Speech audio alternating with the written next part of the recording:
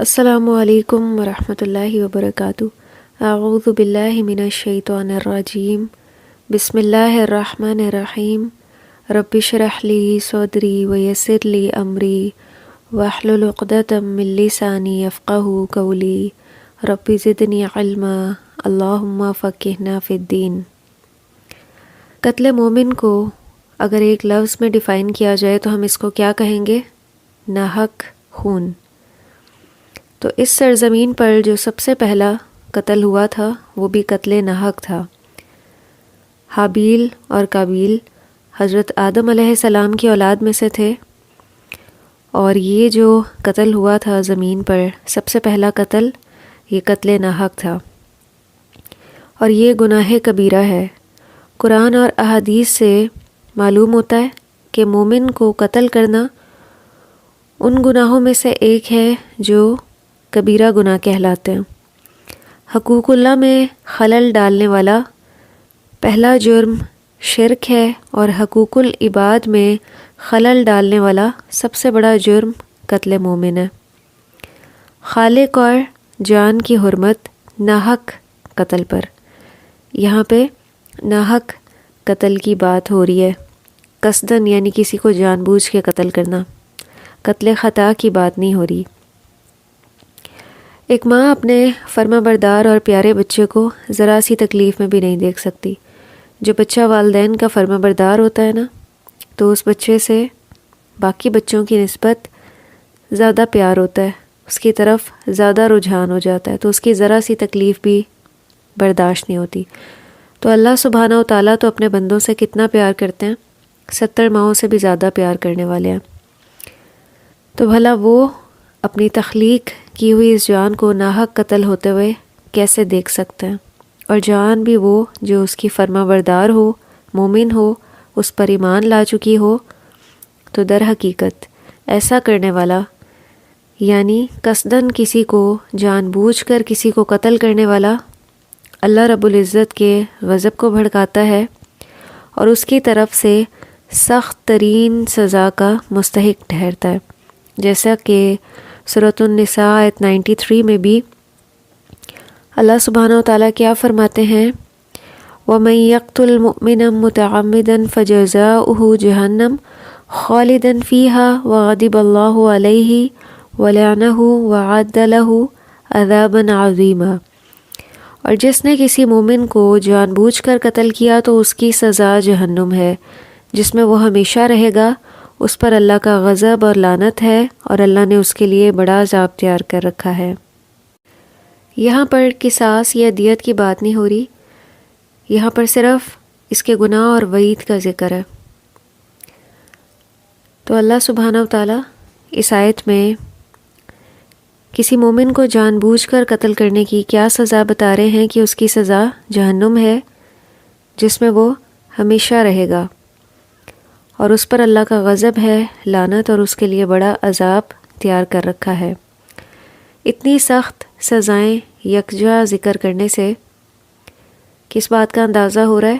اس گناہ کی شدت کا اندازہ ہو رہا ہے، اور بظاہر یہی سمجھ میں آتا ہے کہ مومن کو قصدن قتل کرنے والا ابدی جہنمی ہے، اور اس کی توبہ بھی قبول نہیں ہے۔ توبہ کے قبول ہونے کی کیا شرط ہے؟ کہ اس پر حد نافذ کی جائے، اس کے بعد اس کی توبہ قبول ہے۔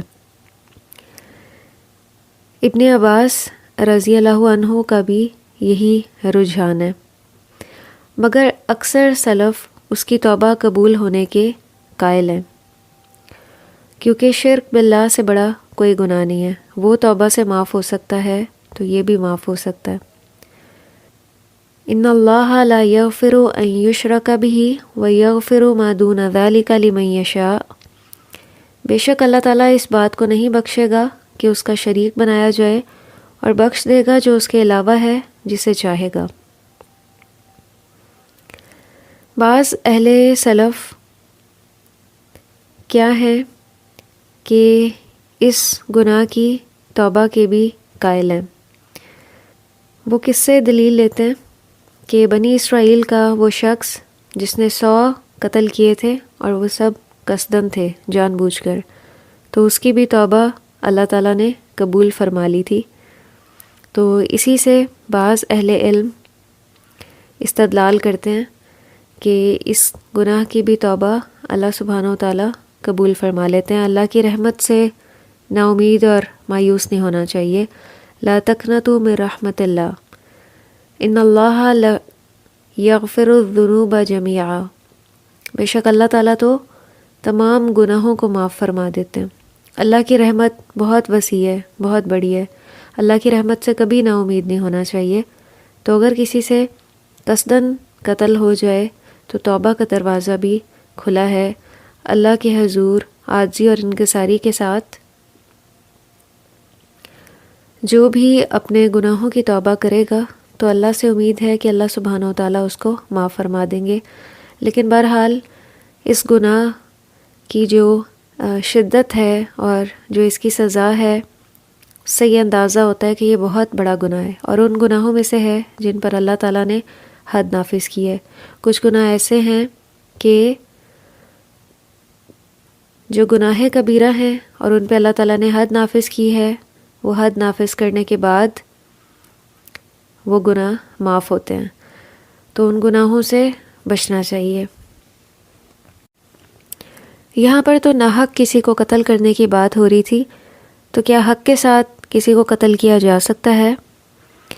وَلَا تَقْتُلُوا النَّفْسَ الَّتِي حَرَّمَ اللَّهُ إِلَّا بِالْحَقِّ، اور کسی جان کو جسے اللہ نے حرام کیا ہے قتل نہ کرو مگر حق کے ساتھ۔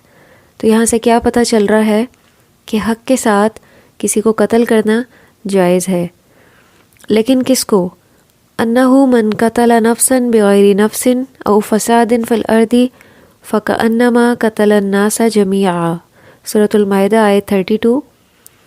جس نے کسی جان کو جان کے بدلے یا زمین میں فساد پھیلانے کے علاوہ کسی اور وجہ سے قتل کیا تو اس نے گویا تمام انسانیت کو قتل کیا۔ یہاں صرف ایک جان کو قتل کرنے کی بات ہو رہی ہے کہ اس نے گویا تمام انسانیت کو قتل کر دیا جس نے ناحق کسی کو قتل کیا۔ یہ اتنا بڑا گناہ ہے اور لوگ قتل کو بہت معمولی سمجھتے ہیں۔ چھوٹی چھوٹی باتوں پہ، چھوٹی چھوٹی چیزوں پہ، ذرا سی رنجشوں پہ قتل کر دیا جاتا ہے، اور یہ اللہ کے ہاں بہت بڑا گناہ ہے۔ تو صرف کس صورت میں کسی کو قتل کرنا جائز ہے؟ زمین میں اگر کوئی فساد پھیلائے، اور اس کی وضاحت حدیث سے بھی ملتی ہے کہ 3 طریقوں کے علاوہ کسی مسلمان کا خون حلال نہیں ہے۔ ایک شادی شدہ زانی، جان کے بدلے جان یعنی قصاص میں، اور تیسرا مرتد جو اپنا دین ترک کر کے اپنی جماعت سے الگ ہو جائے۔ تو زمین میں فساد پھیلانے والے کون لوگ ہیں؟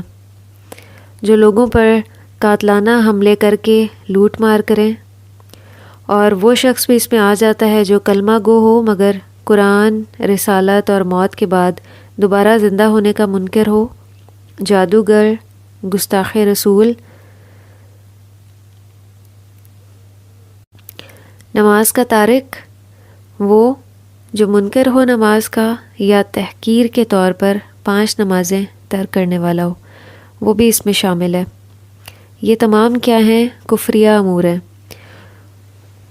تو ان پہ کیا معاملہ کیا جائے گا؟ حکام کی طرف سے پہلے ان لوگوں کو سمجھایا جائے گا، پھر توبہ کا موقع دیا جائے گا۔ اگر پھر بھی وہ انکار کریں، اپنی اس روش پر قائم رہیں، تو پھر قتل کی حد نافذ کرنا جائز ہے۔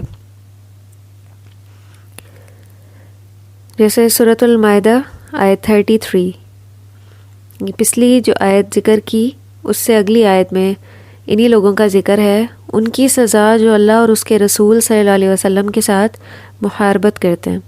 یحاربون اللہ ورسولہ ویسعون فی الارض فسادا ان یقتلوا او یصلبوا، کہ ایسے لوگوں کے ساتھ کیا معاملہ کیا جائے گا کہ یا وہ قتل کر دیے جائیں یا سولی پر چڑھائے جائیں۔ فقاتلوا التی تبغی حتی تفیء الی امر اللہ، تو اس گروہ سے لڑو جو زیادتی کرتا ہے حتیٰ کہ وہ اللہ کے حکم کی طرف لوٹ آئے، یعنی وہ رجوع کر لیں۔ تو اگر وہ رجوع کر لیں تو جان لو کہ اللہ تعالیٰ بہت زیادہ بخشش کرنے والا اور رحم کرنے والا ہے۔ پیچھے یہ جن لوگوں کا ذکر ہوا جو زمین میں فساد پھیلاتے ہیں اور وہ اپنے اس عمل سے رجوع بھی نہیں کرتے، توبہ بھی نہیں کرتے، تو ان واجب القتل لوگوں کی میتوں کے ساتھ کیا معاملہ کیا جائے گا کہ سزا کے بعد نہ ہی ان کو غسل دیا جائے گا، نہ ان پر نماز جنازہ پڑھی جائے گی، اور نہ مسلمانوں کے قبرستان میں ان کو دفن کیا جائے گا، اور ان کا مال وراثت بھی ان کے وارثوں کی بجائے قومی تحلیل میں رفائی کاموں پر خرچ کیا جائے گا۔ تو اللہ کی حدود کو توڑنے والے، زمین میں فساد پھیلانے والے، وہ دنیا میں بھی نامراد ہوتے ہیں اور آخرت میں بھی ان کے لیے بدترین سزا ہے۔ اللہ کے رسول صلی اللہ علیہ وسلم اور جان کی حرمت۔ نبی صلی اللہ علیہ وسلم سے زیادہ مومن کی جان کی قدر و قیمت جاننے والا اور کون ہو سکتا ہے؟ اسلام کے ابتدائی زمانے میں کفار کی تمام تر مخالفتوں اور دشمنیوں کے درمیان ایک انسان جس نے اسلام کی دعوت دی اور پھر ہر مسلمان کا تزکیہ کیا، اسے مومن کے رتبے تک پہنچایا، تو نبی صلی اللہ علیہ وسلم نے ایک بار مسلمانوں کو مخاطب کرتے ہوئے کیا فرمایا؟ اور آپ کعبہ کے پاس کھڑے ہوئے تھے، آپ نے فرمایا کہ اے کعبہ، تو کس قدر پاکیزہ ہے، تیری خوشبو کس قدر عمدہ ہے، تو کتنے بلند مقام والا ہے، اور تیری حرمت کس قدر زیادہ ہے۔ قسم ہے اس ذات کی جس کے قبضے میں میری جان ہے، مومن کے مال اور خون کی حرمت اللہ کے نزدیک تیرے اس مقام حرمت سے کہیں زیادہ ہے۔ یہ ابن ماجہ کی روایت ہے۔ یعنی مومن کا خون بھی حرام ہے، مومن کا مال بھی حرام ہے، اور تیسری چیز کیا حرام ہے؟ مومن کی عزت، اس کی غیبت کرنا بھی حرام ہے۔ اس کی بھی حرمت احادیث سے ملتی ہے، تو اس فعل سے بھی بچنا چاہیے۔ ہم پہلے دو سے تو پھر بھی بچنے کی کوشش کرتے ہیں، بچ بھی جاتے ہیں، لیکن اس تیسرے فعل سے ہم بچنے کی کوشش نہیں کرتے، غیبت۔ ہم میں سے ہر ایک اس میں مبتلا نظر آتا ہے۔ دن میں اکثر اوقات ہم اسی گفتگو میں نظر آتے ہیں، لوگوں کی غیبت کرتے ہیں، اپنی نیکیاں ان کے نامہ اعمال میں جمع کرواتے رہتے ہیں۔ اور اگر دیکھا جائے تو قتل کی جو بنیادی وجوہات میں سے ایک وجہ وہ غیبت بھی ہے۔ ایک وجہ تو حسد ہے، جو شروع میں حابیل اور قابیل کا واقعہ ذکر ہوا کہ سرزمین پر جو سب سے پہلا قتل ہوا تھا وہ حابیل اور قابیل حضرت آدم علیہ السلام کی اولاد میں سے تھے، وہ سب سے پہلا قتل ہوا تھا اور وہ حسد کی وجہ سے تھا۔ اور جو دوسری بنیادی وجہ ہے وہ ہے غیبت کرنا، یہ بھی قتل کی وجوہات میں سے ہے، تو اس سے بھی بچنے کی کوشش کرنی چاہیے۔ اگر پہلے سٹیپ پر ہی ان تمام چیزوں سے بچا جائے، حسد سے، کینہ، بغض، عداوت، غیبت، تو قتل تک بات پہنچے گی ہی نہیں۔ شیطان انہی راستوں سے، انہی گناہوں سے انسان کو کبیرہ گناہوں میں مبتلا کرتا ہے۔ ایک اور موقع پر میدان عرفات میں 9 ذی الحجہ کو حجۃ الوداع کے موقع پر 1,00,000 سے زائد مسلمانوں کی موجودگی میں نبی صلی اللہ علیہ وسلم نے فرمایا، اے لوگو، یہ کون سا دن ہے؟ لوگوں نے عرض کیا، حرمت والا دن۔ آپ صلی اللہ علیہ وسلم نے فرمایا، یہ کون سا شہر ہے؟ عرض کیا گیا کہ حرمت والا شہر۔ پھر پوچھا، یہ کون سا مہینہ ہے؟ بتایا گیا کہ حرمت والا مہینہ۔ اس پر آپ صلی اللہ علیہ وسلم نے ایک تاریخی جملہ ارشاد فرمایا کہ یقیناً تمہارا خون، تمہارے مال اور تمہاری عزتیں تم پر آپس میں اسی طرح حرام ہے جیسے اس دن کی حرمت تمہارے اس شہر کی حدود میں اور اس مقدس ماہ کے دوران۔ یہ بخاری کی حدیث تھی۔ اور یہاں پہ کیا ذکر ہے کہ مومن کی عزت بھی حرام ہے، کہ اس کے بارے میں ناحق کوئی فعل کیا جائے، جیسے یہی ایک جو ذکر کیا گیا کہ غیبت کرنا۔ اور ہم میں سے ہر ایک اس میں مبتلا نظر آتا ہے، اور جو اس فعل میں مبتلا ہو وہ کبھی اللہ کی محبت نہیں پا سکتا، اس کو اللہ کی محبت نصیب نہیں ہو سکتی۔ تو اللہ سے دعا ہے کہ اللہ تعالی ہمیں اس سے بچنے کی توفیق عطا فرمائے۔ قتل کی بنیادی وجوہات میں سے ایک قوت برداشت کی کمزوری اور ضبط نفس کی عادت کا نہ ہونا بھی ہے، اور یہی بعض اوقات دشمنیاں، غصہ اور غضب کی انتہا اختیار کر کے قتل جیسے گھناؤنے انجام تک جا پہنچاتی ہیں۔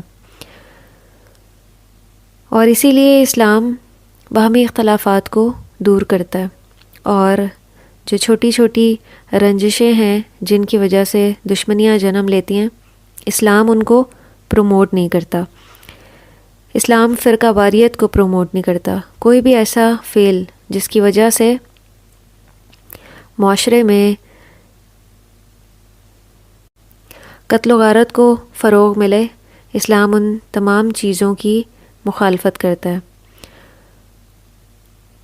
اور اس کے مقابلے میں اصلاح کو فروغ دیتا ہے۔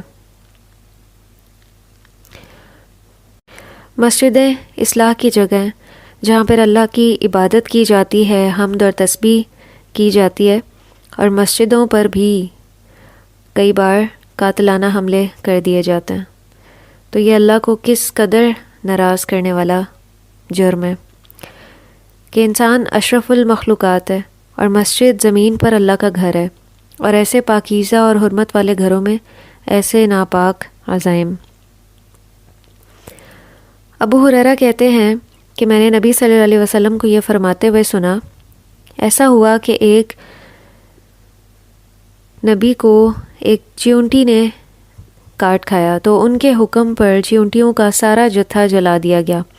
تب اللہ تعالیٰ نے ان کو وحی بھیجی کہ ایک چیونٹی کے کاٹنے کے سبب تم نے میری اتنی خلقت جلا دی جو میری تسبیح کرتی تھی۔ تو دیکھیں کہ یہاں معاملہ چیونٹیوں کا ہے، اس پر بھی اللہ تعالیٰ کیا فرما رہے ہیں کہ میری اتنی خلقت کو جلا دیا۔ تو کہاں یہ کہ مسجدوں میں مومنوں پر قاتلانہ حملے کر کے ان کو قتل کر دیا جائے، یہ اللہ کے غضب کو، غصے کو کس قدر بھڑکاتا ہوگا یہ عمل۔ قتل کتنا تباہ کن گناہ ہے، اس کا اندازہ ایک حدیث سے ہوتا ہے کہ 7 قسم کے تباہ کن گناہوں سے دور رہو۔ پوچھا گیا یا رسول اللہ صلی اللہ علیہ وسلم وہ کون سے ہیں؟ تو آپ نے فرمایا ان میں سب سے پہلا گناہ اللہ کے ساتھ شرک کرنا، جادو کرنا، ناحق کسی جان کو قتل کرنا جسے اللہ نے حرام ٹھہرایا ہو، یتیم کا مال کھانا، سود کھانا، دوران جہاد جان بچا کر بھاگنا، اور سیدھی سادھی اور پاک دامن مومن عورتوں پر تہمت لگانا۔ اور ایک اور موقع پر آپ نے فرمایا کہ ایک مسلمان کے ناحق قتل کے مقابلے میں پوری دنیا کا تباہ و برباد ہو جانا اللہ تعالیٰ کے نزدیک زیادہ معمولی بات ہے۔ یہ ترمذی کی حدیث تھی۔ تو قتل کے معاملے میں کیا ہے؟ اللہ کی فرما برداری کا تقاضا یہ ہے کہ معاملہ خواہ کتنا ہی سنگین کیوں نہ ہو، کبھی بھی قانون کو اپنے ہاتھ میں نہ لیا جائے۔ مثلاً ایک مرد کا اپنی بیوی، بہن، بیٹی یا بہو وغیرہ کو کسی غیر کے ساتھ قابل اعتراض حالت میں دیکھنا یہ بہت ہی غضبناک ہو سکتا ہے، مگر اس موقع پر بھی کیا حکم ملتا ہے وہ ہمیں اس حدیث سے پتہ چلتا ہے کہ ایک صحابی رسول صلی اللہ علیہ وسلم نے عرض کیا کہ یا رسول اللہ، اگر میں اپنی بیوی کو کسی غیر مرد کے ساتھ ناجائز حالت میں دیکھوں تو اس وقت تک اسے کچھ نہ کہوں جب تک 4 گواہ نہ لے آؤں۔ اس نے یہ سوال پوچھا تو آپ نے ارشاد فرمایا کہ ہاں۔ تو وہ صحابی کہنے لگے ہرگز نہیں، اس ذات کی قسم جس نے آپ کو حق کے ساتھ بھیجا ہے، میں تو گواہ لانے سے پہلے ہی اسے فوراً تلوار سے قتل کر دوں گا۔ تو نبی صلی اللہ علیہ وسلم نے فرمایا کہ سنو تمہارا سردار کیا کہہ رہا ہے۔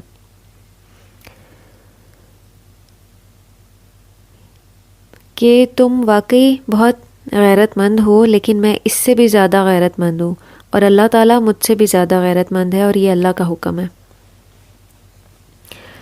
کہ اللہ سبحانہ و تعالیٰ نے اس چیز کو پروموٹ نہیں کیا کہ جلد بازی میں انسان ایسے فیصلے کر لے کہ جس میں بعد میں پشیمانی ہو.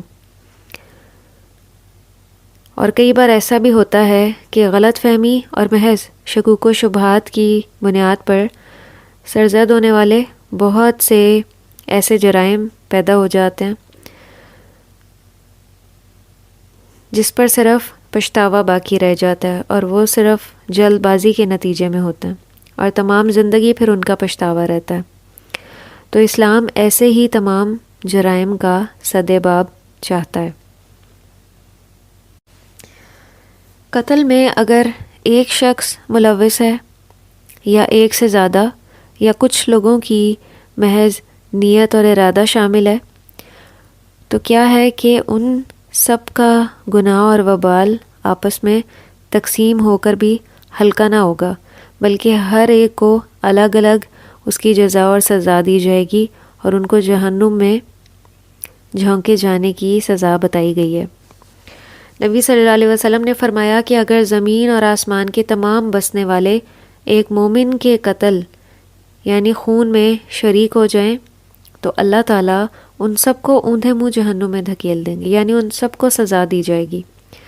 ایک مومن کو قتل کرنے کی صرف ایک کو سزا نہیں دی جائے گی، جتنے لوگ اس میں ملوث ہوں گے، مبتلا ہوں گے، اپنے فعل اور نیت اور ارادے کے ساتھ ان سب کو سزا دی جائے گی، اور اس کی سزا جہنم ہے. قتل کرنے میں جلا کر مار ڈالنا بہت ہی سنگین ہے. قتل کرنے کے مختلف طریقے استعمال کیے جاتے ہیں. بذات خود یہ بہت بڑا گناہ ہے، مگر جلا کر قتل کرنا اس کی سنگینی اور بھی بڑھ کے ہے. سیدنا علی رضی اللہ عنہ نے کچھ لوگوں کو جو سزا کے مستحق تھے آگ سے جلوایا. عبداللہ بن عباس رضی اللہ عنہ کو یہ خبر پہنچی تو انہوں نے کہا کہ اگر میں علی کی جگہ خلیفہ ہوتا تو کبھی ان کو نہ جلواتا، کیونکہ نبی صلی اللہ علیہ وسلم نے فرمایا کہ اللہ کے عذاب سے عذاب نہ دو، کہ جلانا کیا ہے، اللہ کا عذاب ہے.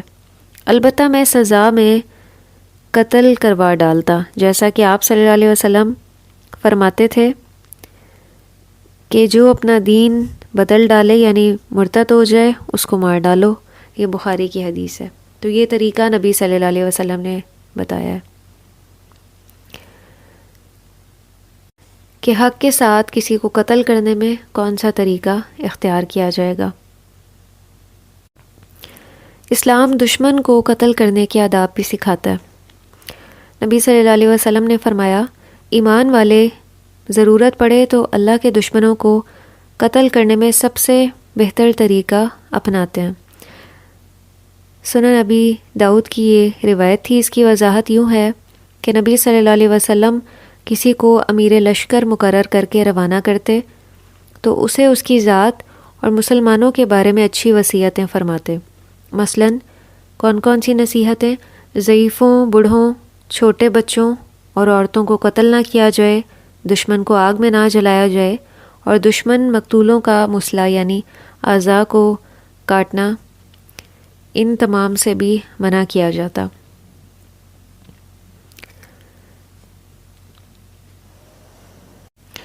اللہ کی عدالت میں روز قیامت جو سب سے پہلا مقدمہ پیش کیا جائے گا، اس کے بارے میں ایک حدیث ملتی ہے کہ قیامت کے دن سب سے پہلا فیصلہ جو لوگوں کے مابین معاملات کے بارے میں ہوگا وہ خون کے بارے میں ہوگا. اور ایک اور موقع پہ آپ نے ارشاد فرمایا سنن نسائی میں، اس کی روایت ہے کہ انسان سے سب سے پہلے نماز کا حساب ہوگا اور آپس کے معاملات کے لحاظ سے سب سے پہلے خون کا فیصلہ ہوگا. تو اس سے کیا معلوم ہوا کہ حقوق اللہ میں نماز اور حقوق العباد میں خون یعنی قتل کا حساب پہلے ہوگا. ہمارے معاشرے میں اگر کسی کو قتل کر دیا جائے تو خاندان کا ایک فرد چلے جانے سے دوسرے تمام اہل خانہ، قرابت دار، کفالت اور تحفظ اور بے شمار دوسری محرومیوں کا شکار ہو جاتے ہیں. اور پھر بات صرف ایک خاندان تک نہیں رہتی. اگر مقتول کے رشتہ دار معاف نہ کریں تو قصاص یعنی جان کے بدلے جان لینے میں دوسرا خاندان بھی انہی محرومیوں اور مشکلات کا شکار ہو سکتا ہے۔ اور یوں ایک انسان کے ظلم کی وجہ سے بہت سے انسانوں کو یہ آزمائش جھیلنی پڑتی ہے، اور انسانوں کے بعض گروہوں اور بستیوں میں تو یہ سلسلہ پھر صدیوں تک نسل در نسل جاری رہتا ہے، قتل و غارت کا سلسلہ۔ اور اسلام سے پہلے بھی کیا ہے، یہی ساری سچویشن تھی کہ نسلوں تک وہ چھوٹی سی جو بات شروع ہوتی تھی وہ نسلوں تک جاری رہتی تھی، اور قتل و غارت کے اس فعل میں کئی نسلیں تباہ و برباد ہو کے رہ جاتی۔ قصداً اور جان بوجھ کر کسی کو قتل کرنے کی قرآن میں کیا سزا بتائی گئی ہے؟ سورۃ البقرہ آیت 178 اور 179 میں اس کا ذکر ہے کہ وَلَكُمْ فِي الْقِصَاصِ حَيَاةٌ يَا أُولِي الْأَلْبَابِ لَعَلَّكُمْ تَتَّقُونَ کہ مومنو تم کو مقتولوں کے بارے میں قصاص یعنی خون کے بدلے خون کا حکم دیا جاتا ہے، اس طرح کہ آزاد کے بدلے آزاد، یعنی اگر کوئی آزاد شخص قتل ہوا تو اس کے بدلے میں آزاد کو ہی قتل کیا جائے گا قصاص میں، اور غلام کے بدلے غلام اور عورت کے بدلے عورت۔ اور جس کسی کو اس کے بھائی کی طرف سے کچھ معافی دے دی جائے اسے بھلائی کی اتباع کرنی چاہیے اور آسانی کے ساتھ دیت ادا کرنی چاہیے، تمہارے رب کی طرف سے یہ تخفیف اور رحمت ہے۔ اس کے بعد بھی جو سرکشی کرے اسے دردناک عذاب ہوگا، اور عقل مندو قصاص میں تمہارے لیے زندگی ہے۔ کیا زندگی ہے کہ اس کے باعث تم قتل ناحق سے رک جاؤ گے، کہ اگر قصاص لے لیا جائے یعنی جان کے بدلے جان کو قتل کر دیا جائے تو بہت سے لوگ اس فعل سے رک جاتے ہیں، ناحق قتل کرنے سے۔ قتل خطا کے لیے خون بہا اور کفارہ کیا ہے؟ یہ سورۃ النساء آیت نمبر 92 میں اس کا ذکر ہے کہ کسی مومن کو دوسرے مومن کا قتل کر دینا زیبا نہیں، مگر غلطی سے ہو جائے تو جو شخص کسی مسلمان کو بلا قصد مار ڈالے اس پر ایک مسلمان غلام کی گردن آزاد کرنا ہے، یعنی ایک غلام آزاد کرنا، اور مقتول کے عزیزوں کو خون بہا پہنچانا ہے، الا یہ کہ وہ بطور صدقہ معاف کر دیں، اور اگر مقتول تمہاری دشمن قوم کا ہو اور ہو بھی وہ مسلمان تو صرف ایک مومن غلام کی گردن آزاد کرنی لازمی ہے، اور اگر مقتول اس قوم سے ہو کہ تم میں اور ان میں عہد و پیمان ہے تو خون بہا لازم ہے جو اس کے کنبے والوں کو پہنچایا جائے، اور ایک مسلمان غلام کا آزاد کرنا بھی ضروری ہے۔ پھر جو اس کی استطاعت نہ پائے تو اس کے ذمے 2 مہینے کے لگاتار روزے، اگر درمیان میں سے کچھ رہ جائیں تو دوبارہ سے شروع کرنے ہوں گے کہ لگاتار رکھنے، اور اللہ تعالیٰ بخوبی جاننے والا اور بڑا حکمت والا ہے۔ اللہ سے دعا ہے کہ اللہ تعالیٰ اس گناہ کبیرہ سے ہمیں محفوظ فرمائے، ہمارے اندر صبر کی اور درگزر کرنے کی صفت پیدا فرمائے تاکہ ہم چھوٹی چھوٹی رنجشوں کو معاف کر دیا کریں، کہ جن چھوٹی چھوٹی رنجشوں کو بڑھانے کے نتیجے میں شیطان ان چیزوں کو کئی بار ہماری نظر میں اتنا بڑا بنا دیتا ہے کہ پھر یہی فعل معاشرے میں ہوتے نظر آتے ہیں گناہ کبیرہ کی شکل میں، جن میں سے ایک قتل ہے۔ تو اللہ تعالیٰ ہماری ان سے حفاظت فرمائے۔ وآخر دعوانا ان الحمد للہ رب العالمین، سبحانک اللہم و بحمدک، نشہد ان لا الہ الا انت، نستغفرک ونتوب الیک، والسلام علیکم ورحمۃ اللہ وبرکاتہ۔